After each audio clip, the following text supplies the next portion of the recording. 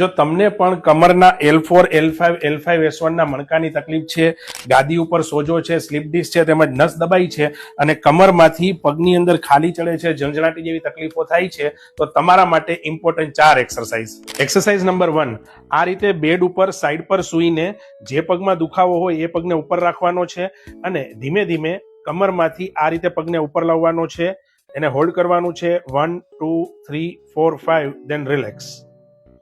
Again 1 2 3 4 5 then relax. Exercise 2, bridging exercise. Bed ઉપર સૂઈને બંને પગને ઘૂંટણમાંથી વાળવાના છે, ત્યારબાદ કમરને ધીમે ધીમે ઉપર કરવાનું છે. આ પોઝિશનમાં આવીને કમરને હોલ્ડ કરવાની છે. 1 to 5 count. 1 2 3 4 5 then relax. Again 1 2 3 4 5 then relax. Exercise 3, hip extension exercise, જેના માટે બેડ પર ઉલટા સૂઈને કમરમાંથી થાપામાંથી એક પછી એક પગને ઉપર કરવાનો છે. જે પગ દુખતો હોય એને પહેલા લિફ્ટ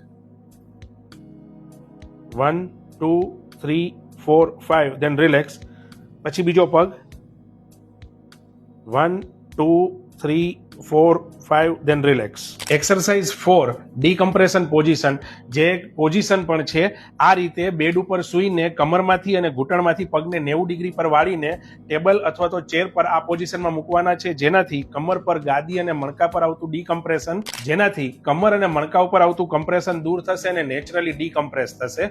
તો આ 3 એક્સરસાઇઝ અને એક પોઝિશન જે આપને કમરની, મણકા અને ગાદીની તકલીફોમાં આપશે બેસ્ટ રિઝલ્ટ. 3 એક્સરસાઇઝના 20 રિપીટેશન્સ અને આ પોઝિશનને જો 10 મિનિટ માટે રેગ્યુલર કરશો તો આપની તકલીફોમાં બેસ્ટ રિઝલ્ટ મળશે. તો આ જ રીતની હેલ્થ રિલેટેડ ટિપ્સ માટે મને ફોલો કરો. આપના physiotherapist doctor Hardik Patel, Surat. Thank you.